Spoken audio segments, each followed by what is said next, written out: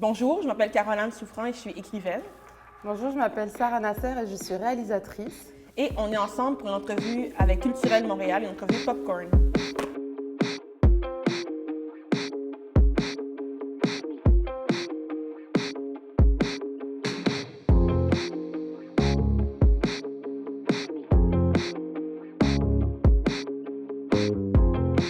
Comment était ton enfance en Algérie et quel a été son impact sur ton art? J'ai eu une enfance merveilleuse. Honnêtement, c'est un truc de fou. Vivre dans un pays en pleine guerre civile, en plein terrorisme, et quand tu y repenses, tu n'as que des bons souvenirs. C'est que d'abord les parents ont fait un super bon travail. Ils nous ont mis dans une sorte de bulle. Et c'est ça qui est extraordinaire, c'est qu'on était conscient qu'il y avait quelque chose qui n'allait pas. On le sentait. Il y a un truc incroyable dans l'atmosphère qui pesait tout le temps. Il y avait comme un voile noir sur le pays. Tu as beau ne pas comprendre, assimiler ce qui se passe, tu le ressentais. C'était lourd. Mais en même temps, on a vécu, peut-être parce que justement la mort était à tous les coins, on n'a jamais autant vécu que dans ces moments où la mort nous guettait. Et ça, je trouve que c'est juste extraordinaire parce qu'on a vécu tous les jours comme si c'était les derniers. Et c'est des années plus tard que j'ai réalisé en revoyant des documentaires, en voyant des choses que je n'assimilais pas à l'époque, que je ne comprenais pas. J'ai fini par me dire, mais c'est pas possible, j'ai pas pu être au milieu de tout ça. Je regrette absolument pas et forcément, oui, ça m'inspire tout ce que je suis aujourd'hui. Moi, je pense qu'on n'est que le résultat de l'enfant qu'on a été. Et déjà, moi, je refuse de grandir. Moi, je serai un éternel enfant. Ça va être difficile pour la retraite, mais, mais je reste, voilà, je suis cet enfant qui a grandi en Algérie et qui a vécu tellement de choses que je suis tout le temps en ébullition, en fait. Tout le temps besoin de, il y a tout le temps de l'énergie. Qu'est-ce qui t'a poussé à écrire Le privilège de dénoncer? Ça remonte à plusieurs années. Ça a pris quand même 2 ans pour l'écrire, mais ce qui m'a vraiment motivée, c'est que je fais un doctorat en ce moment en travail social. Puis ma thèse, elle porte sur le mouvement MeToo au Québec, du regard de militantes afroféministes. Et donc, j'ai voulu rappeler un peu les origines du mouvement parce que je trouve qu'elles ont été beaucoup oubliées puis effacées à travers Harvey Weinstein puis octobre 2017. Puis je voulais aussi raconter qu'est-ce que moi-même j'avais vécu. Puis le fait d'avoir écrit ce livre-là, je dirais, ça m'a donné un sentiment de justice de l'avoir écrit. Et alors, quand on parle de justice, souvent on va dire « Ah, c'est de mettre une personne en prison », mais pour moi, ça a été l'écriture qui a été mon outil de justice. Donc, c'est ça un peu qui m'a motivée à l'écrire, toutes ces raisons-là. Puis je voulais l'écrire aussi pour les jeunes qui ont peut-être vécu la même chose, puis leur montrer que c'est possible d'en sortir, puis mettre un visage aussi sur les femmes noires qui vivent ces choses-là au Québec, parce qu'on ne nous voit pas, on n'entend pas parler de ça, donc je voulais briser un tabou. Ton film documentaire Qu'ils partent tous sur la révolution algérienne 2.0 a battu des records à la Cinémathèque québécoise avec plusieurs salles combles. À ton avis, pourquoi? Momentum, je pense qu'à ce moment-là, tous les regards étaient sur l'Algérie. Une révolution dans un pays qui a connu beaucoup de violence. Personne ne pensait que ce serait pacifique. Personne ne pensait voilà, qu'on aurait dans les rues d'Alger qui autrefois étaient... on ne pouvait pas se promener, on avait tous peur et tout. C'est devenu un lieu de rencontre de toutes les générations. Les gens se sont exprimés, se sont retrouvés, etc. Donc il y avait plusieurs choses. C'était le momentum, donc tous les regards étaient sur l'Algérie. Et en même temps, il faut le dire, t'en parlais tout à l'heure, on n'a jamais montré cette jeunesse dans les médias, les mainstream.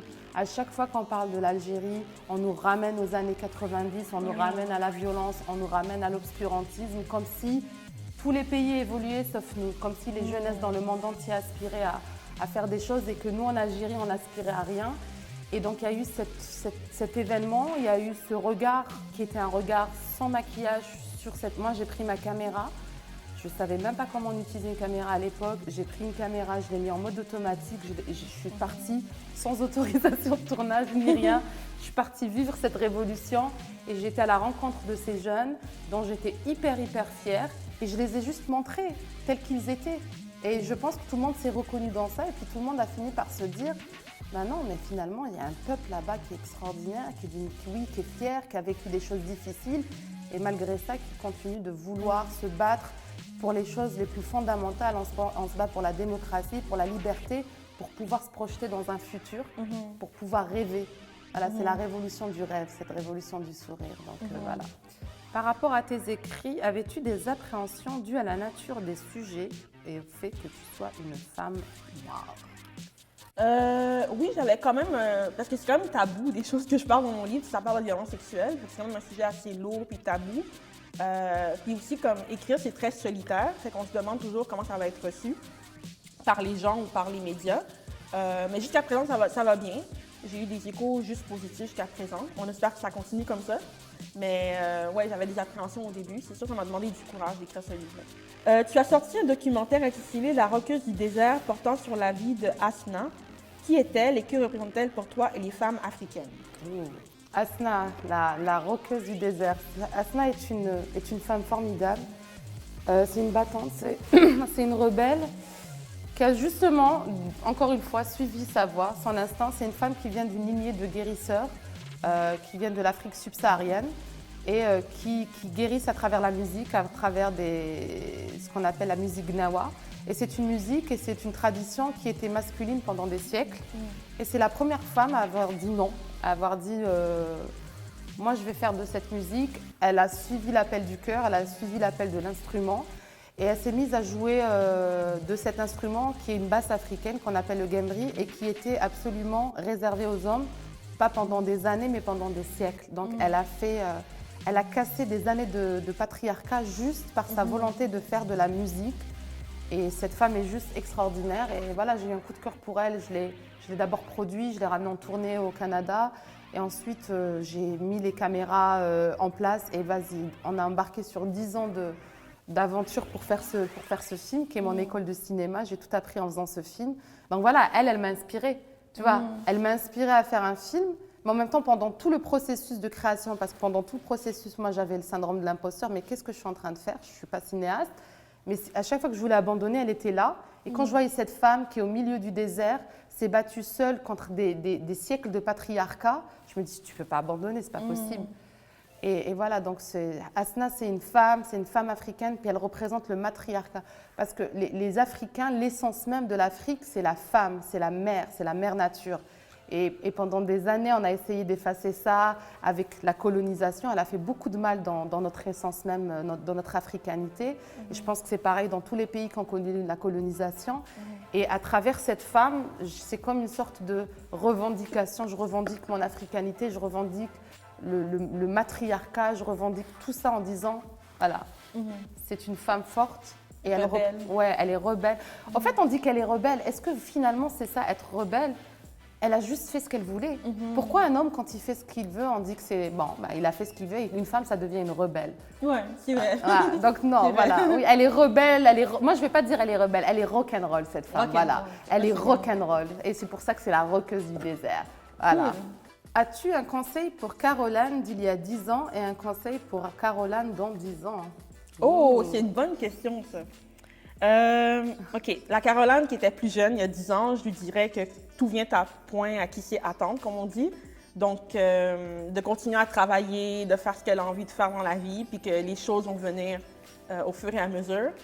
Puis la Caroline, dans 10 ans, je lui dirais peut-être d'être mentor pour des personnes plus jeunes qui veulent faire les mêmes choses. Tu sais, comme de prendre des gens sur son aile, partager son expérience avec des plus jeunes. Je pense que ce serait quelque chose qu'il faudrait que la Caroline dans 10 ans fasse aussi. Ouais. Ça, c'est beau, ça. Comment faire sa place dans l'art et la communication à Montréal? Comme partout dans le monde, en s'imposant. Il faut s'imposer, mais il faut beaucoup observer. Moi, je pense qu'il faut passer d'abord par l'étape de comprendre où est-ce qu'on vit, avec qui on vit, c'est quoi les réalités de la société, c'est quoi le système dans lequel on est. Donc l'observation, c'est comme un peu quand on fait un film ou quand on écrit un livre.